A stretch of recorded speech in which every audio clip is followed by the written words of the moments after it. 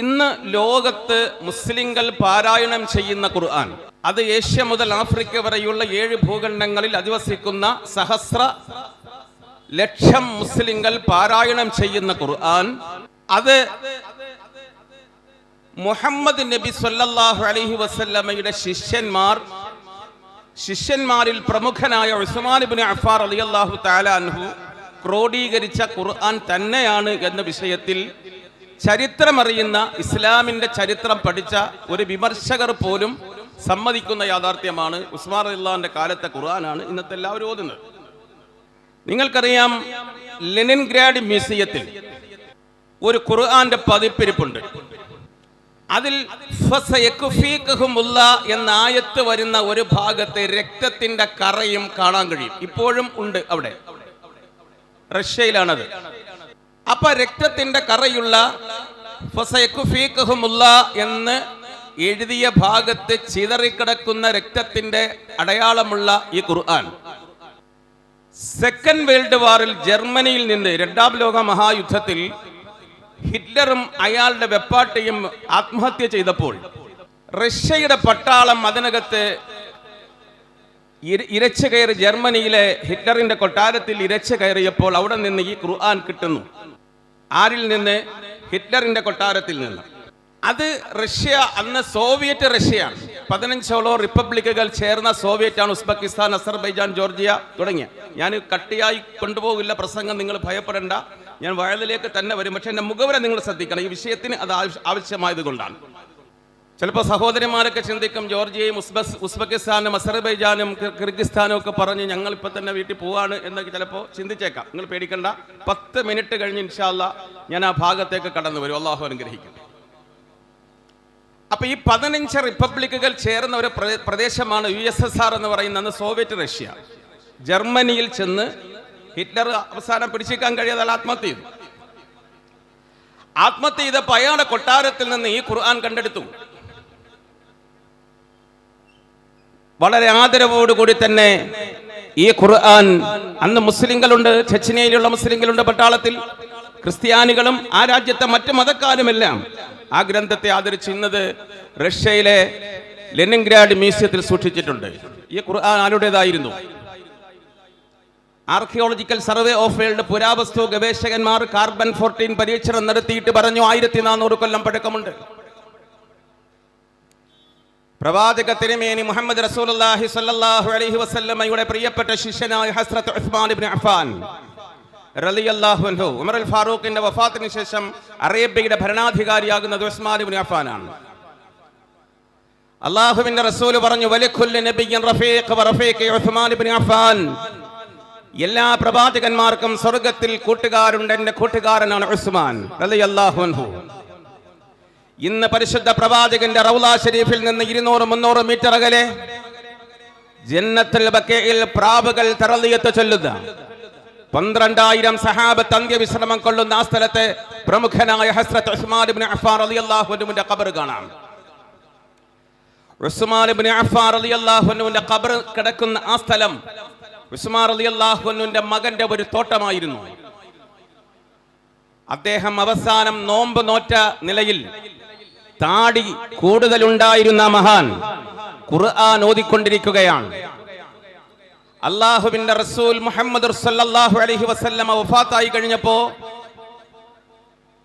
യമാമ എന്ന് പറഞ്ഞ സ്ഥലത്ത്, ഇന്നത്തെ റിയാദിനടുത്തുള്ള യമാമ എന്ന സ്ഥലത്ത് ഒരു യുദ്ധം നടന്നു. ആ യുദ്ധത്തിൽ നിരവധി പ്രവാചകന്റെ അനുചരന്മാർ വധിക്കപ്പെട്ടു. പരിശുദ്ധ ഖുർആൻ ഇനിയും ഇതേപോലെ ഒരു യുദ്ധമുണ്ടായാൽ നഷ്ടപ്പെട്ടു പോകുമോ എന്ന ഭയത്താൽ അതൊരു ഗ്രന്ഥമായി ക്രോഡീകരിക്കണമെന്ന് ഹസ്രത്ത് ഉമർ ഇബ്നുൽ ഖത്താബ് റളിയല്ലാഹു അൻഹു അബൂബക്കർ സിദ്ദീഖിനോട് പറയുന്നു. റളിയല്ലാഹു അൻഹു, ഉറക്കെ പറയാം, അബൂബക്കർ സിദ്ദീഖ് പറഞ്ഞു, അല്ലാഹുവിന്റെ റസൂൽ ചെയ്യാത്ത ഒരു കാര്യം നമുക്ക് ചെയ്യണോ? പ്രവാചകൻ സല്ലല്ലാഹു അലൈഹി വസല്ലമ തിരുമേനി അത് നമുക്ക് പഠിപ്പിച്ചു തന്നില്ലേ? ഉമർ അൽ ഫാറൂഖ് റളിയല്ലാഹു അൻഹു പറഞ്ഞു, അതൊക്കെ നമുക്ക് മനഃപ്പാടമുണ്ട്, പക്ഷേ ഇനി ഒരു യുദ്ധം വന്നാൽ ഇതൊക്കെ എങ്ങനെ നഷ്ടപ്പെട്ടു പോവില്ലേ? അതുകൊണ്ട് നമുക്കൊരു ഗ്രന്ഥരൂപത്തിൽ ഇത് തയ്യാറാക്കണം. അങ്ങനെ ഉബയ്യ് ഇബ്നു കഅബ് റളിയല്ലാഹു അൻഹു, സെയ്ദ് ഇബ്നു സാബിത്ത് തുടങ്ങിയ പ്രമുഖരായ പ്രവാചകൻ അനുചരന്മാരെ വിളിച്ചു വരുത്തിയിട്ട് ഒരു മുസ്ഹഫ് രൂപത്തിൽ ക്രോഡീകരിച്ചു. മുസ്ഹഫ് രണ്ട് ചട്ടയുടെ ഉള്ളിൽ ഉള്ളത് എന്നാണ് അർത്ഥം. പ്രവാചകന്റെ അനുചരന്മാരും പലരും അത് കേട്ട് ഉറപ്പാക്കിയ ശേഷം രൂപീകരിച്ച ആ മുസ്ഹഫ് ഉമർ അൽ ഫാറൂഖ് റളിയല്ലാഹു അൻഹുവിന്റെ മകൾ ഹഫ്സയുടെ കയ്യിലായിരുന്നു. ഉമർ അൽ ഫാറൂഖ് റളിയല്ലാഹു അൻഹുവിന്റെ വധത്തിന് ശേഷം ഉസ്മാൻ ഇബ്നു അഫ്ഫാൻ റളിയല്ലാഹു തആല അൻഹു ഈ മുസ്ഹഫ് നോക്കിയിട്ടാണ് 8 മുസ്ഹഫുകൾ പകർത്തുന്നത്. ശ്രദ്ധിക്കണം, ഈ മുസ്ഹഫ് നോക്കിയിട്ട് 8 മുസ്ഹഫുകളുടെ പകർപ്പുകൾ എഴുതി. അത് ഒന്ന് അദ്ദേഹം സൂക്ഷിച്ചു, ഒന്ന് മറ്റ് സംസ്ഥാനങ്ങളിലെ ഗവർണറുകൾക്ക് അയച്ചു കൊടുത്തു. അദ്ദേഹം സൂക്ഷിച്ച ഈ മുസ്ഹഫാണ് അദ്ദേഹം ഖലീഫയായിരിക്കുന്ന സമയത്ത് ഇങ്ങനെ ഓതിക്കൊണ്ടിരിക്കുകയാണ്. അപ്പോഴാണ് ഖവാരിജിയാക്കൾ എന്ന് പറയുന്ന ഒരു സംഘം ശത്രുക്കൾ വന്ന് അദ്ദേഹത്തെ വധിക്കുന്നത്. ആ സമയത്ത് അദ്ദേഹം ഓതിയ ആയത്ത്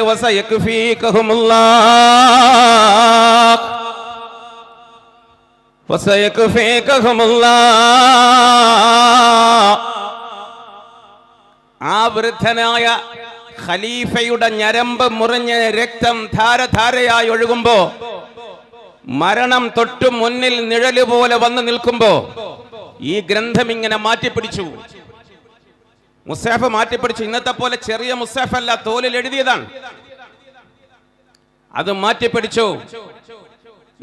എന്നിട്ട് അദ്ദേഹം പറഞ്ഞു, ആ കുത്തിൽ മരിക്കുമെന്ന് അദ്ദേഹത്തിന് ഉറപ്പായി. കാരണം ആ കത്തിയിൽ വിഷം പുരട്ടിയിട്ടാണ് അദ്ദേഹത്തിന്റെ പള്ളയിൽ കുത്തിയത്. ആ കുത്തേറ്റുകൊണ്ട് അദ്ദേഹം മരണ ഉറപ്പായിട്ടൊരു ദുആയുണ്ട് അവിടെ ഇരുന്ന്, അല്ലാഹുവേ, നിന്റെ ഗ്രന്ഥം ഞാൻ പാരായണം ചെയ്തുകൊണ്ടിരിക്കുന്ന സമയത്താണ് എന്റെ പള്ളയിൽ ആഞ്ഞു കുത്തിയത്. അല്ലാഹുവേ, നിന്റെ ഖുർആനിൽ രക്തം വീഴരുത് എന്ന് ആഗ്രഹിച്ചുകൊണ്ട്, നജസായ രക്തം വീഴരുത് എന്ന് ആഗ്രഹിച്ചുകൊണ്ട് ഞാൻ മാറ്റിപ്പിടിക്കുകയാണ് റബ്ബേ. പടച്ചവനെ, ഞാൻ നോക്കുമ്പോ എന്റെ ശരീരത്തിൽ നിന്ന്, ഈ വൃദ്ധന്റെ ശരീരത്തിൽ നിന്ന് കുറച്ച് രക്തത്തുള്ളികൾ ചിതറി ഈ ഗ്രന്ഥത്തിൽ വീണുപോയി. അല്ലാഹുവേ, നാളെ പരലോകത്ത് നിന്റെ മുമ്പിൽ ഹാജരാക്കപ്പെടുമ്പോ നിന്റെ ഗ്രന്ഥത്തിൽ നജസ് പുരട്ടി എന്നതിന്റെ പേരിൽ അവിടെ വെച്ചുകൊണ്ട് എന്നെ വിചാരണ ചെയ്യരുതേ എന്ന് പറഞ്ഞിട്ട് ആ വന്യവയോധികൻ തന്റെ തലപ്പാ വടിച്ചുകൊണ്ട് തുടച്ച് അവിടെ വെച്ചുകൊണ്ട് അദ്ദേഹം പരലോകം പോകുകയാണ്. ആ ഉസ്മാൻ ഇബ്നു അഫ്ഫാൻ റളിയല്ലാഹു അൻഹുവിന്റെ രക്തം പുരണ്ട മുസ്ഹഫ് മൊറോക്കയിൽ വെച്ച് കണ്ടു എന്ന് ഇബ്നു ബത്തൂത്തയുടെ റിഹ്ല എന്ന കിതാബിൽ കാണാം, യാത്രാവിവരണത്തിൽ. ആ ഗ്രന്ഥം പിന്നെ 1-ാം ലോക മഹായുദ്ധത്തിന് ശേഷം വേഴ്സായ് ഉടമ്പടിയിൽ ലോക ചരിത്രം പഠിച്ചവർക്കറിയാം, തുർക്കി ജർമ്മനിക്ക് സാക്ഷ്യമായി ജാമ്യമായി കൊടുത്തു ആ മുസ്ഹഫ്. അവസാനം ആ മുസ്ഹഫ് ജർമ്മനിയുടെ ഭരണാധികാരി അഡോൾഫ് ഹിറ്റ്ലറിന്റെ കൊട്ടാരത്തിൽ സൂക്ഷിക്കപ്പെട്ടത്. സോവിയറ്റ് റഷ്യയുടെ പട്ടാളം ജർമ്മനി കീഴടക്കിയതോടുകൂടി ആ മുസ്ഹഫ് അവരുടെ കയ്യിൽ വരികയും ഇന്നും അത് സൂക്ഷിക്കപ്പെടുകയും ചെയ്തുവെങ്കിൽ ലെനിൻഗ്രാഡ് മ്യൂസിയത്തിലും അതേപോലെ തന്നെ ടർക്കിഷ് മ്യൂസിയത്തിലും മദീന യൂണിവേഴ്സിറ്റിയിലെ മ്യൂസിയത്തിലും സൂക്ഷിക്കപ്പെട്ടിരിക്കുന്ന പരിശുദ്ധ ഖുർആൻ ആർക്കിയോളജിക്കൽ സർവേ ഓഫ് വേൾഡിന്റെ അല്ലെങ്കിൽ പുരാവസ്തു ഗവേഷകന്മാരുടെ 14 കാർബൺ പരീക്ഷണത്തിലൂടെ 14 നൂറ്റാണ്ട് പഴക്കമുണ്ടെന്നതിനകത്ത് തർക്കമില്ലാത്ത തരം സംശയാതീതമായി തെളിയിക്കപ്പെട്ടതാണെങ്കിൽ പരിശുദ്ധ ഖുർആൻ മുഹമ്മദ് നബി സല്ലല്ലാഹു അലൈഹി വസല്ലമയുടെ അനുചരന്മാരാൽ എഴുതപ്പെട്ടതാണ്. അതായത് നബി തങ്ങളിൽ നിന്ന് കേട്ട് അനുചരന്മാർ എഴുതിയതാണെന്ന് ചരിത്രം അറിയുന്നവർ പോലും സംശയിക്കാതിരിക്കുന്നുവെങ്കിൽ ആ ഖുർആൻ 2024 ഒക്ടോബർ മാസം കഴിഞ്ഞ് നവംബർ 1-ാം തീയതിയിലെ ഈ രാത്രിയിൽ നാം പ്രസംഗിക്കുമ്പോൾ അന്ന് മുഹമ്മദ് നബിക്കോ അല്ലെങ്കിൽ മുഹമ്മദ് നബിയുടെ അനുചരന്മാർക്കോ കണ്ടെത്താനോ പറയാനോ മനസ്സിലാക്കാനോ കഴിയാത്ത കാര്യങ്ങൾ ആ വേദഗ്രന്ഥത്തിൽ ഉണ്ടെങ്കിൽ, പരാമർശിക്കപ്പെട്ടിട്ടുണ്ടെങ്കിൽ, തീർച്ചയായും ആ ഗ്രന്ഥം എങ്ങനെ ഉണ്ടായി എന്ന് അന്വേഷിക്കേണ്ട ബാധ്യത ഒരു നിഷ്പക്ഷ അന്വേഷിയുടെ, ഒരു നിഷ്പക്ഷ ചരിത്രകാരന്റെ ബാധ്യതയാണ് എന്നാമുഖമായി പറഞ്ഞുകൊണ്ട് ഞാൻ പ്രവാചകൻ മുഹമ്മദ് മുസ്തഫ സ്വല്ലല്ലാഹു നബി മുഹമ്മദ് റസൂലുള്ളാഹി തങ്ങളിലേക്കും ഖുർആനിലേക്കും കടന്നു വരികയാണ്. ഈ മുഖവര നിങ്ങൾ ശ്രദ്ധിക്കുക. നമ്മള് ഒരാൾ മുസ്ലിം ആകണമെങ്കിൽ എന്താ ചെയ്യാ? ലാ ഇലാഹ ഇല്ലല്ലാഹ് മുഹമ്മദുർ റസൂലുള്ളാഹ്, അല്ലാഹു അല്ലാതെ ആരാധനയ്ക്ക് അർഹൻ മറ്റാരുമില്ല, മുഹമ്മദ് നബി അല്ലാഹുവിന്റെ പ്രവാചകനാണ് എന്ന് വിശ്വസിക്കുന്നതോട് കൂടിയാണ് ഒരാൾ മുസ്ലിം ആവുക. ഇവിടെ നിങ്ങൾ ശ്രദ്ധിക്കണം, അല്ലാഹു അല്ലാതെ ആരാധനയ്ക്ക് അർഹൻ മറ്റാരുമില്ല എന്ന് നമ്മൾ അറിയുന്നത് മുഹമ്മദ് നബിയിലൂടെയാണ് സല്ലല്ലാഹു അലൈഹി വസല്ലം. അള്ളയെ നമുക്ക് പരിചയപ്പെടുത്തി തന്നത് മുഹമ്മദ് നബിയാണ് സല്ലല്ലാഹു അലൈഹി വസല്ലം. പരിശുദ്ധ ഖുർആൻ നമുക്ക് പരിചയപ്പെടുത്തി തന്നത് മുഹമ്മദ് നബിയാണ് സല്ലല്ലാഹു അലൈഹി വസല്ലം. അതുകൊണ്ട് മുഹമ്മദ് നബിയെ സല്ലല്ലാഹു അലൈഹി വസല്ലം പ്രവാചകനെ മനസ്സിലാക്കലാണ് പരിശുദ്ധ ഖുർആൻ മനസ്സിലാക്കുന്നതിന്റെ പ്രാരംഭ ഘട്ടമായി എന്റെ പ്രിയപ്പെട്ട സഹോദരങ്ങളെ നമ്മുടെ ബുദ്ധി തേടുന്നത് നബിയുനാ മുഹമ്മദ് മുസ്തഫ. ഖുർആനിൽ 4 സ്ഥലത്താണ് മുഹമ്മദ് എന്ന പേരുള്ളത്. ഇവിടെ ഹാഫിളീങ്ങളുണ്ട്. 4 സ്ഥലത്താണ് മുഹമ്മദ് എന്ന പേരുള്ളത്. മകാന മുഹമ്മദുൻ നബാ അഹദിൻ മിർ റിജാലികും വലാകിർ റസൂലല്ലാഹി വഖാതമൻ നബിയീൻ. ഒന്നവിടെയാണ്. ഹാഫിളീങ്ങളല്ലേ? ഓർമ്മയുണ്ടല്ലോ അല്ലേ? സപ്പോർട്ട് ചെയ്യണം കേട്ടോ. മകാന മുഹമ്മദുൻ നബാ അഹദിൻ മിർ റിജാലികും വലാകിർ റസൂലല്ലാഹി വഖാതമൻ നബിയീൻ. ഒന്നവിടെയാണ്. രണ്ടാമത്തേത് മുഹമ്മദുർ റസൂലുള്ളാഹ് വല്ലദീന മഅഹു അശിദ്ദാഉ അലൽ കുഫാർ റുഹമാഉ ബൈനഹും തറാഹും റുക്അൻ സുജദൻ യബ്തഗൂന ഫളലൻ മിനല്ലാഹി വറിദ്വാന. മൂന്നാമത്തേത് ഒരു അധ്യായം തന്നെയുണ്ട്. മുഹമ്മദുർ റസൂലുള്ളാഹ്. മുഹമ്മദ് എന്ന സൂറത്തിൽ ഒരു ഖുർആന്റെ പേര് തന്നെയുണ്ട്. വല്ലദീന ആമനൂ വഅമിലുസ് സാലിഹാത്തി വആമനൂ ബിമാ നുസ്സില അലാ മുഹമ്മദ്. മുഹമ്മദ് റസൂലുള്ളാഹി സ്വലാത്ത് ഉറക്കെ ചൊല്ലാം. മുഹമ്മദ് റസൂലുള്ളാഹി മാ കാന മുഹമ്മദുൻ നബാ അഹദും മിർ റിജാലികും വലാകിർ റസൂലുള്ളാഹി വഖാതമൻ നബിയീൻ. സൂറത്തുൽ അഹ്സാബ്. 4 സ്ഥലത്താ മുഹമ്മദ് എന്നുള്ളത്. ശ്രദ്ധിക്കണം. അഹ്മദ് എന്ന ഖുർആനിൽ ഒരു സ്ഥലത്തുണ്ട്, സൂറത്ത് സഫിലാണ്. അഹ്മദ് എന്ന് ഖുർആനിൽ ഒരു സ്ഥലത്തുണ്ട്, അത് സഫ് സൂറത്തിലാണ്. പ്രിയപ്പെട്ടവരെ, മുഹമ്മദ് റസൂലുള്ളാഹി സ്വല്ലല്ലാഹു അലൈഹി വസല്ലമയ്ക്ക് മുഹമ്മദ് എന്ന പേര് വിളിച്ചതാരാണ്? അബ്ദുൽ മുത്തലിബാണ്. കാരണം ആമിന ബീബി റളിയല്ലാഹു അൻഹ, വഹബിന്റെ പുത്രിയായ ആമിന ബീബി റളിയല്ലാഹു അൻഹ അബ്ദുൽ മുത്തലിബിന്റെ മകനായ അബ്ദുള്ളയെ വിവാഹം കഴിച്ചു. ഗർഭിണിയായ അബ്ദുള്ള കച്ചവടക്കാരനാണ്. അങ്ങനെ കച്ചവടത്തിന് വേണ്ടിയിട്ട് അബ്ദുള്ള പോകുമ്പോ ആമിന ഗർഭിണിയാണെന്ന വിവരം അദ്ദേഹം അറിഞ്ഞിരുന്നു. നിറഞ്ഞ കണ്ണുകളോടെ യാത്രയാക്കി പ്രിയപ്പെട്ട ഭർത്താവിനെ. പോയി വരുന്നതും കാത്തുകൊണ്ട് പടിയിൽ ഓരോ ദിവസവും അവർ ഇരിക്കുമായിരുന്നു. അങ്ങനെ ഒരു സ്ഥലത്ത് വെച്ചുകൊണ്ട് അബ്ദുൽ മുത്തലിബിന്റെ ഇളയ മകനായ അബ്ദുള്ള, ആമിന ബീബിയുടെ വയറ്റിൽ വളരുന്ന പൊന്നുമകന്റെ പിതാവ് മരണപ്പെട്ടു എന്ന വാർത്ത ആമിന അറിയുകയാണ്. ഇന്ന് വരും നാളെ വരുമെന്ന് പ്രതീക്ഷിച്ച എന്റെ ഭർത്താവോ എന്ന് പറഞ്ഞുകൊണ്ട് മക്കയിലെ കഅബയുടെ കിഴക്ക് വശത്ത് കാണുന്ന അബൂ ഖുബൈസ് പർവ്വതത്തിന്റെ താഴ്ഭാഗത്തുള്ള കൊച്ചുപുരയ്ക്കകത്ത് കാലചക്രത്തിന്റെ ഉദയാസ്തമയങ്ങൾക്ക് സാക്ഷി നിന്ന് പതഞ്ഞൊഴുകുന്ന യൂഫ്രട്ടീസിന്റെയും ടൈഗ്രീസിന്റെയും കുഞ്ഞോളങ്ങളെ തഴുകി മുന്നോട്ട് പായുന്ന കപ്പലിന്റെ മീതെ പറക്കുന്ന പക്ഷികളെ പോലും സലാത്ത് ചൊല്ലുന്ന മുഹമ്മദ് റസൂലുള്ളാഹി സ്വല്ലല്ലാഹു അലൈഹി വസല്ലമയെ ഗർഭം ധരിച്ച ആമിന ബീബി തളർന്നിരുന്നു. പടച്ചവനെ, ഞാൻ എന്താ കേൾക്കുന്നത്? ഇതിൽ വളരെ ശ്രദ്ധിക്കണം. നമുക്ക് നബിയും ഖുർആനും ഒന്ന് സമന്വയിപ്പിച്ചുകൊണ്ടായിരിക്കും എന്റെ പ്രസംഗം തീർക്കുക. നിങ്ങളെ ഇരുത്തി ഞാൻ ബുദ്ധിമുട്ടിക്കത്തില്ല. അല്ലാഹു നമുക്ക് നാഫിഅ ഇൽമ തരുമാറാവട്ടെ. ഇത് ലോക ചരിത്രമാണ്. ആമിന തളർന്നിരുന്നു റളിയല്ലാഹു അൻഹ. അപ്പോ അബ്ദുൽ മുത്തലിബ് ഓടി വന്നു. 70 വയസ്സ് കഴിഞ്ഞ ആളാണ്. ആമിന, നീ കരയണ്ട, പടച്ചവന്റെ വിധിയാണ്. അടുത്തുള്ളവരൊക്കെ ഓടി വന്നു, പടച്ചവന്റെ വിധിയാണ്. അങ്ങനെ ആമിന എന്ന ആ യുവതി ചെറുപ്പക്കാരി കണ്ണുനീര് തൂകി. ഒരു റബീഉൽ അവ്വൽ 12-ന് തിങ്കളാഴ്ച പ്രഭാതത്തോടടുത്ത സമയത്ത് ആമിന റളിയല്ലാഹു അൻഹ പൊന്നുമോന് ജന്മം കൊടുത്തു. 7 ദിവസമായി പൊന്നുമകന് പേര് വിളിക്കണം. എന്ത് പേര് വിളിക്കണം? അബ്ദുൽ മുത്തലിബ് ഒരു വെള്ളത്തുണിയിൽ പൊന്നുമകനെ കൊണ്ടുപോവുകയാണ്. എങ്ങോട്ടാ കൊണ്ടുപോകുന്നത്? കഅബയുടെ അടുത്തേക്കാണ് കൊണ്ടുപോകുന്നത്. ഇബ്രാഹിം നബി അലൈഹിസ്സലാത്തു വസ്സലാമും ഇസ്മായിൽ നബി അലൈഹിസ്സലാത്തു വസ്സലാമും ചേർന്ന് നിർമ്മിച്ച പരിശുദ്ധ കഅബത്തിന്റെ അടുത്തേക്കാണ്. ആദം നബി അലൈഹിസ്സലാത്തു വസ്സലാം നിർമ്മിച്ച നൂഹ് നബി അലൈഹിസ്സലാത്തു വസ്സലാമിന്റെ കാലത്ത് ജലപ്രളയത്തിൽ തകർന്ന് തരിപ്പണമായി പോയ, പിന്നീട് ഇബ്രാഹിം നബിയും ഇസ്മായിൽ നബി അലൈഹിസ്സലാമും ചേർന്ന് നിർമ്മിച്ച കഅബത്തിന്റെ വാതിലിന്റെ അടുത്തേക്ക് ആ പൊന്നുമകനെ കൊണ്ടുവരികയാണ്. ആ 70 വയസ്സുകാരൻ ആകാശത്തുതച്ചു നിൽക്കുന്ന ചന്ദ്രനേക്കാൾ ശോഭിക്കുന്ന സുന്ദരമായ മുഖത്തേക്ക് വൃദ്ധനായ അബ്ദുൽ മുത്തലിബ് എന്ന് നോക്കി. എന്ത് പേരാണ് വിളിക്കേണ്ടത്? അദ്ദേഹം അറിഞ്ഞില്ല. ഈ കുഞ്ഞിലൂടെ ലോക ചരിത്രത്തിലൂടെ താൻ അറിയുമെന്ന് ആ അബ്ദുൽ മുത്തലിബ് അറിയുന്നില്ല. കഅബത്തിന്റെ മുറ്റത്ത് കഅബയുടെ വാതിലിന്റെ മുമ്പിൽ കൊണ്ട് കിടത്തിയിട്ട് ആ കൈവെള്ളയിൽ ഇരിക്കുന്ന കുഞ്ഞിന്റെ മുഖത്തേക്ക് നോക്കിയിട്ട് അബ്ദുൽ മുത്തലിബ് പറഞ്ഞു, മുഹമ്മദ്, സ്വലാത്ത് ചൊല്ലുക, മുഹമ്മദ് മുഹമ്മദ് സല്ലല്ലാഹു അലൈഹി വസല്ലം. അപ്പോൾ തവാഫ് ചെയ്തുകൊണ്ടിരുന്ന അറബികൾ ചോദിച്ചു, അല്ല അബ്ദുൽ മുത്തലിബേ, നിങ്ങൾ എന്തേ അങ്ങനെ ഒരു പേര് വിളിച്ചത് നിങ്ങളുടെ കുട്ടിക്ക്? നിങ്ങൾ എന്തേ അങ്ങനെ ഒരു പേര് വിളിച്ചത്? അങ്ങനെ ഒരു പതിവ് അറബികളിൽ ഇല്ല. പിതാമഹന്മാരുടെ പേരുകളാണ് വിളിക്കാറുള്ളത്, അല്ലെങ്കിൽ ഗോത്ര നേതാക്കന്മാരുടെ പേരുകളാണ് വിളിക്കാറുള്ളത്.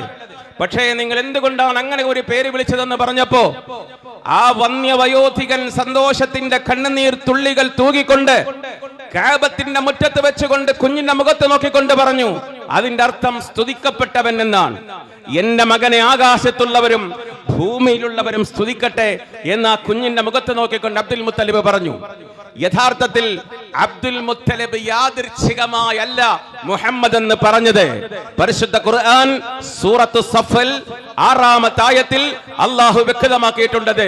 അതേപോലെ തന്നെ സൂറത്തുൽ അറാഫ് 157-ാമത്തെയും 58-ാമത്തെയും ആയത്തിൽ അല്ലാഹു വ്യക്തമാക്കിയിട്ടുണ്ട്. അബ്ദുൽ മുത്തലിബിന്റെ കൈവെള്ളയിലിരുന്ന് പുഞ്ചിരിക്കുന്ന ആ സുന്ദര മകനായ മുഹമ്മദ് എന്ന് പേര് വെക്കപ്പെട്ട ആ പ്രവാചകൻ ജനിക്കുന്നതിന് നൂറ്റാണ്ടുകൾക്ക് മുമ്പ് ഫലസ്തീനിലെ ജനങ്ങളുടെ മുമ്പിൽ വെച്ചുകൊണ്ട് ഹസ്രത്ത് ഈസാ നബി അലൈഹിസ്സലാം മഹാനായ മുഹമ്മദ് റസൂലുള്ളാഹി സ്വല്ലല്ലാഹു അലൈഹി വസല്ലമയെ കുറിച്ച് പറഞ്ഞു എന്ന് ഖുർആൻ. വഇദ് ഖാല ഈസാ ഇബ്നു മറിയമ യാ ബനീ ഇസ്രായീല ഇന്നി റസൂലുള്ളാഹി ഇലൈക്കും മുസദ്ദിഖൻ ലിമാ ബൈന യദയ്യ മിനത് തൗറാത്തി വമുബശ്ശിറൻ ബിറസൂലിൻ യഅതി മിൻ ബഅദി ഇസ്മുഹു അഹ്മദ്. വഇദ് ഖാല ഈസാ ഇബ്നു മറിയമ, മറിയമിന്റെ പുത്രൻ ഈസ പറഞ്ഞ സന്ദർഭം, യാ ബനീ ഇസ്രായേൽ, ഓ യാക്കൂബ് നബിയുടെ മക്കളെ, ഇന്നി റസൂലുള്ളാഹ്, ഞാൻ അല്ലാഹുവിന്റെ ദൂതനാണ്, മുസദ്ദിഖൻ ലിമാ ബൈന യദയ്യ മിനത് തൗറാത്ത് എന്ന വേദഗ്രന്ഥത്തെ ശരിവെച്ച് കൊണ്ടുവന്ന പടച്ചവന്റെ ദൂതനാണ് ഞാൻ. വമുബശ്ശിറൻ ബിറസൂൽ, ഒരു നബിയെ കുറിച്ച് ഞാൻ നിങ്ങൾക്ക് സന്തോഷം പറഞ്ഞു തരാം. യഅതി, പ്രവാചകൻ വരാനുണ്ട്, മിൻ ബഅദി, എനിക്ക് ശേഷം വരാനുണ്ട്. ഇസ്മുഹു, ആ പ്രവാചകന്റെ പേര് അഹ്മദ്, അഹ്മദ് എന്നാണെന്ന് ഈസാ നബി അലൈഹിസ്സലാം സംസാരിച്ചു എന്ന് ഖുർആനിലെ സൂറത്ത് സഫിൽ യാതൊരു സംശയത്തിനും ഇടയില്ലാത്ത വിധം വ്യക്തമാക്കിയിരിക്കുന്നു. മുഹമ്മദ് മുസ്തഫ, സ്വലാത്ത് ചൊല്ലൂ, നബി മുഹമ്മദ് മുസ്തഫ. ചിലർ ചോദിക്കാറുണ്ട്, മുഹമ്മദ് നബി സല്ലല്ലാഹു അലൈഹി വസല്ലമയുടെ മദ്ഹ് എന്തിനാ ഇങ്ങനെ പറയുന്നേ? സല്ലല്ലാഹു അലൈഹി വസല്ലം മുഹമ്മദ് നബിയുടെ ഭൗതിക രൂപം ചരിത്രം അറിയുന്നതിന് മുമ്പ് 500 വർഷങ്ങൾക്ക് മുമ്പ് ഗലീലിയ തടാകത്തിന്റെ തീരത്തും ജെറൂസലേമിലും വെച്ചുകൊണ്ട് ഈസാ നബി അലൈഹിസ്സലാം മുഹമ്മദ് റസൂലുള്ളാഹി തങ്ങളെ കുറിച്ച് പറഞ്ഞിട്ടുണ്ട്. നിങ്ങൾ ശ്രദ്ധിക്കണം, ഇത് ഖുർആനാണ്. വല്ല സംശയമുണ്ടെങ്കിൽ നിങ്ങൾക്ക് ചോദിക്കാം എന്നോട് ഈ പ്രസംഗം തീരുന്നതിന് മുമ്പ്. സംശയം ഉണ്ടോ ചോദിക്കോളെ. ഇരിക്കുന്ന ഹാഫിളുണ്ട്. ഇനി സൂറത്തിൽ നിങ്ങൾക്ക് അടുത്ത് നോക്കിയാൽ 7-ാമത്തെ സൂറത്തിൽ വ്യക്തമായി അല്ലാഹു തആല പറഞ്ഞിട്ടുണ്ട്, വ്യക്തമായി പറഞ്ഞിട്ടുണ്ട്. الذين يتبعون الرسول النبي الأمي الذي يجدونه مكتوبا عندهم في التوراة والإنجيل. അവരുടെ കൈവശമുള്ള തൗറാത്തിലും അവരുടെ കൈവശമുള്ള ഇഞ്ചീലിലും എഴുതി വെക്കപ്പെട്ട നബിയാണ് മുഹമ്മദ് മുസ്തഫ സല്ലല്ലാഹു അലൈഹി വസല്ലം. അപ്പൊ തൗറാത്തിൽ നബിയുടെ പേരുണ്ട്, ഇഞ്ചീലിൽ നബിയുടെ പേരുണ്ട്. ആര് പറഞ്ഞു? ഖുർആനിനകത്ത് അല്ലാഹു വ്യക്തമാക്കി പറഞ്ഞു. അപ്പൊ മുഹമ്മദ് നബിയെ അബ്ദുൽ മുത്തലിബ് ചെന്നിട്ട് സല്ലല്ലാഹു അലൈഹി വസല്ലം മുഹമ്മദ് എന്ന് പേര് വിളിക്കുന്നതിന് മുമ്പ് ലോകത്തിന് മുഹമ്മദ് നബിയെ പരിചയമുണ്ടായിരുന്നു. സല്ലല്ലാഹു അലൈഹി വസല്ലം ലോകത്തിന് മുഹമ്മദ് നബിയെ പരിചയമുണ്ടായിരുന്നു, പക്ഷേ കണ്ടിട്ടില്ല എന്ന് മാത്രമേ ഉണ്ടായിരുന്നുള്ളൂ. നിങ്ങൾ ശരിക്കും മനസ്സിലാക്കണം, ലോകത്തിന് പരിചയമുണ്ടായിരുന്ന ഒരു മുസ്ലിമായ ഒരു ഇസ്ലാം മത വിശ്വാസിയെ സംബന്ധിച്ചിടത്തോളം അവൻ വിശ്വസിക്കൽ നിർബന്ധമാണ്, ഖുർആനിൽ വിശ്വസിക്കുന്നത്. ഇനി വേറെ കാര്യം പറയട്ടെ, ഇടയ്ക്ക് വേറെ കാര്യം കൂടെ പറയട്ടെ. നബിയുടെ ശിഷ്യന്മാരെ കുറിച്ച് പോലും തൗറാത്തിലുണ്ടായിരുന്നു. അങ്ങനുണ്ടോ? നബിയുടെ ശിഷ്യന്മാരെ കുറിച്ച് പോലും തൗറാത്തിലുണ്ടായിരുന്നു. ആരെ കുറിച്ച്?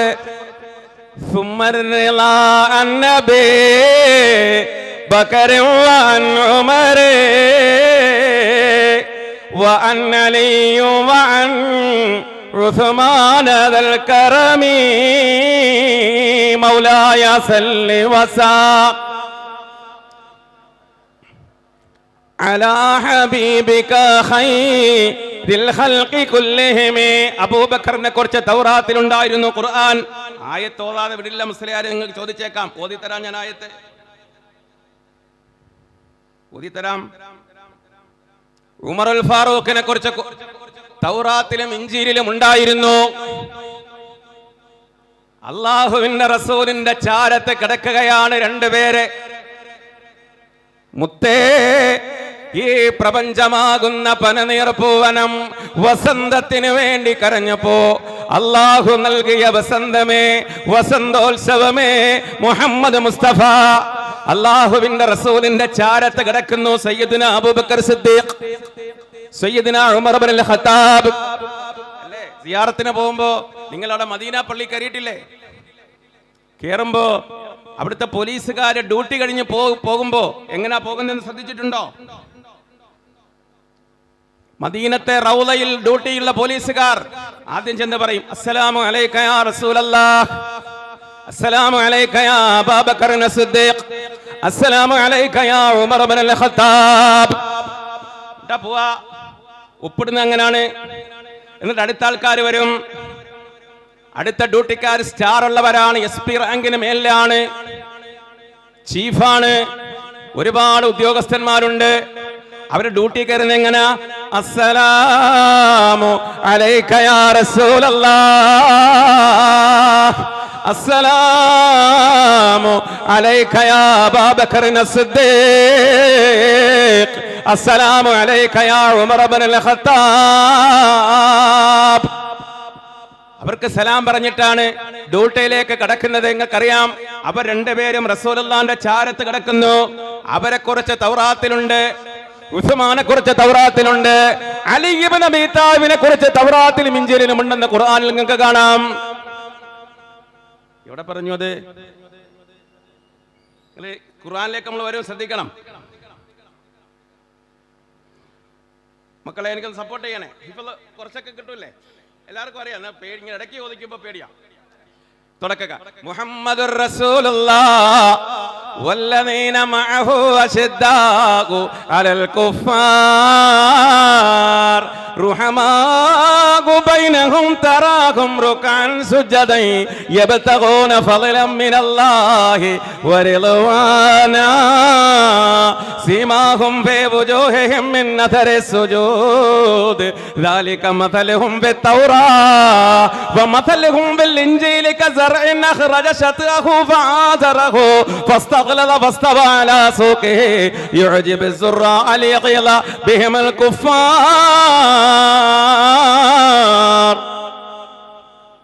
ഈ സൂറത്ത് ഏതാണെന്ന് അറിയോ നിങ്ങൾക്ക്? സൂറ ഏതാ? സൂറത്തുൽ അൽഹംദുലില്ലാഹ്. ഖുലു തക്ബീർ. ഞാൻ ഓതി തെറ്റിയാൽ തിരുത്തി തരാൻ ഇരിക്കുന്നു ഹാഫിളീങ്ങൾ. അല്ലാഹു ബർക്കത്ത് ചെയ്യട്ടെ. ഈ സെൻട്രൽ ജുമാ മസ്ജിദിന്റെ മുറ്റത്ത് സഹസ്രകോടി മലക്കുകൾ പ്രവാചകന്റെ മദ്ഹ് കേൾക്കാൻ, അല്ലാഹുവിന്റെ ഖുർആൻ കേൾക്കാൻ കാതോർത്തിരിക്കുന്നത് നമുക്ക് അല്ലാഹു തുണയായിരിക്കട്ടെ. മുഹമ്മദ് മുസ്തഫ എന്താ ഇതിന്റെ അർത്ഥം എന്നറിയോ? ഞാൻ ഡയറക്റ്റ് അർത്ഥം പറയാം. മുഹമ്മദുർ റസൂലുള്ളാഹ്, മുഹമ്മദ് അല്ലാഹുവിന്റെ ദൂതനാണ്. ഖുർആൻ തീർന്നില്ല. വല്ലദീന മഅഹു, മുഹമ്മദിനോടൊപ്പമുള്ളവരും. മുഹമ്മദിനോടൊപ്പമുള്ളവരാരാണ്? ആരാണ് ഒപ്പമുള്ളവർ?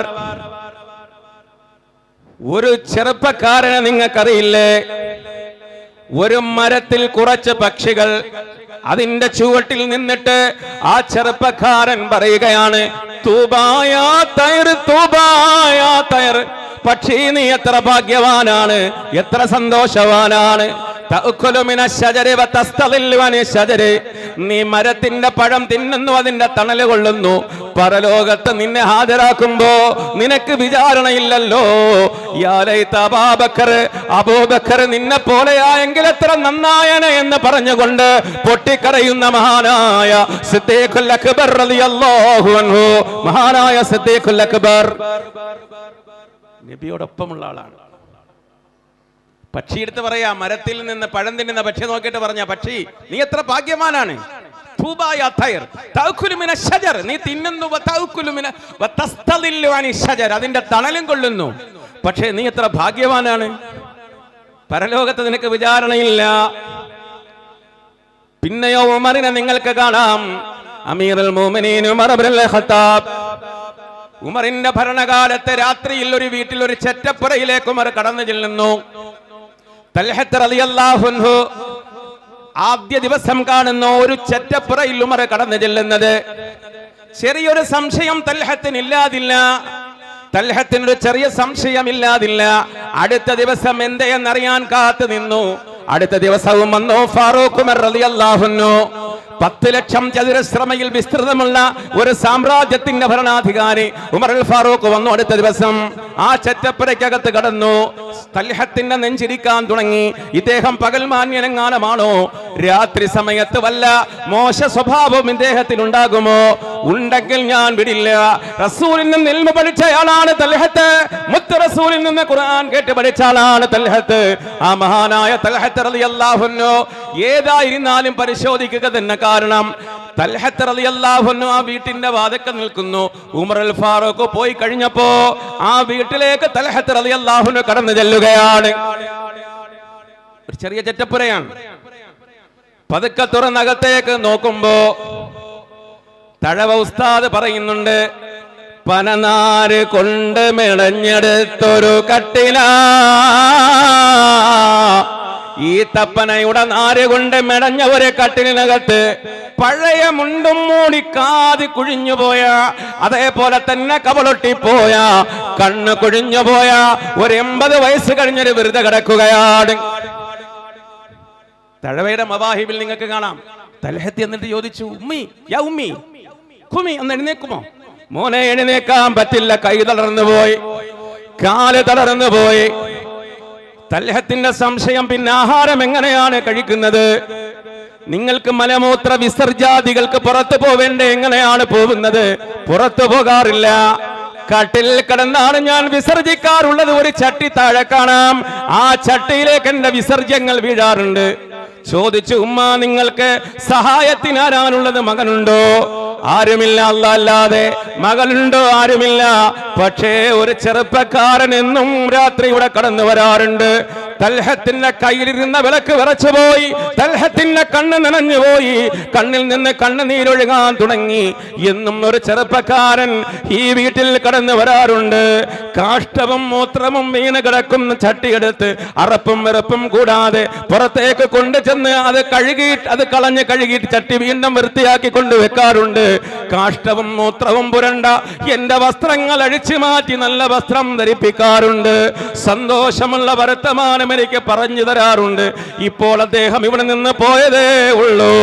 കണ്ണുനീരൊഴുക്കിക്കൊണ്ട് തൽഹത്ത് ചോദിച്ചു, ഉമ്മ അദ്ദേഹത്തിന്റെ പേരെന്തെന്നുമ്മ ആ ആളോട് ചോദിച്ചിട്ടുണ്ടോ? ആ സമയത്ത് ഉമ്മ പറഞ്ഞു, മോനെ ഞാൻ ചോദിച്ചെങ്കിലും ഉമ്മയുടെ ഒരു മകനാണെന്ന് മാത്രം അറിഞ്ഞാൽ മതി എന്നാണ് അദ്ദേഹം പറഞ്ഞത്. തൽഹത്ത് റളിയല്ലാഹു അൻഹു പറഞ്ഞു, ഉമ്മ കൈസറിന്റെ കൊട്ടാരത്തിന്റെ വാതിക്കൽ പോയി ആ ചെറുപ്പക്കാരന്റെ പേര് പറഞ്ഞാൽ ആ കൊട്ടാരം വിറച്ചു പോകും. അതേപോലെ തന്നെ റോമാ ഭരണാധികാരിയുടെ ദർബാറിൽ പോയി ആ ചെറുപ്പക്കാരന്റെ പേര് പറഞ്ഞാൽ നക്ഷത്ര ചിത്രങ്ങളാൽ അലങ്കൃതമായ പരവതാനിരിക്കുന്ന മന്ത്രിമാര് പോലും വിറച്ചു പോകും. മഗ്രിബ് മുതൽ മശ്രിഖ് വരെയുള്ള ലോക മുഅ്മിനീങ്ങളുടെ നേതാവ് അമീറുൽ മുഅ്മിനീൻ ഉമർ ഇബ്നുൽ ഖത്താബ്. അരെ തഴവ ഇത്രേ കഥ പറഞ്ഞിട്ട് അതിനകത്ത് ലാസ്റ്റ് ഒരു വരിയുണ്ട്, ഈരേതിൽ മുളപ്പിക്കുവാൻ ഒരു മണ്ണിനും കഴിയില്ലടോ, പ്രസവിക്കുവാൻ ഒരു പെണ്ണിനും. ഇതുപോലത്തെ ഒരു പൊന്നുമോനെ പ്രസവിക്കാൻ ഒരു പെണ്ണിന് ഭാഗ്യം കിട്ടിയിട്ടില്ല. ഇതുപോലത്തെ ഒരു പൊന്നുമോനെ മുളപ്പിക്കാൻ മണ്ണിന് ഭാഗ്യം കിട്ടിയിട്ടില്ല. അതാണ് ഉമർ ഇബ്നുൽ ഖത്താബ്. അങ്ങനത്തെ അബൂബക്കറും ഉമറും ഉസ്മാനും അലിയും തൽഹത്തും അബ്ദുറഹ്മാൻ ഇബ്നു ഔഫും സഅദും സഈദും സുബൈറും തുടങ്ങിയ ലക്ഷക്കണക്കിന് മരുനരിജനന്മാർ മുഹമ്മദുർ റസൂലുള്ളാഹി മുഹമ്മദും വല്ലദീന മഅഹു മുഹമ്മദിനോടൊപ്പമുള്ളവരും ഖുർആൻ മുഹമ്മദിനോടൊപ്പമുള്ളവരും അശിദ്ദാഉ അലൽ കുഫാർ സത്യനിഷേധികളോട് കഠിനമായി സമരം ചെയ്യുന്നവരാണ്. റുഹമാഉ ബൈനഹും അവർ പരസ്പരം കരുണയുള്ളവരാണ്. തറാഹും അവരെ കാണാം റുക്അൻ സുജദാ റുകൂ ചെയ്യുന്നവരായും സുജൂദ് ചെയ്യുന്നവരായും അവരെ കാണാം. യബ്തഗൂന ഫളലൻ മിനല്ലാഹി വറിദ്വാന അതുകൊണ്ട് അവർ അല്ലാഹുവിന്റെ പ്രീതിയും അവന്റെ തൃപ്തിയും മാത്രമാണ് ആഗ്രഹിക്കാറുള്ളത്.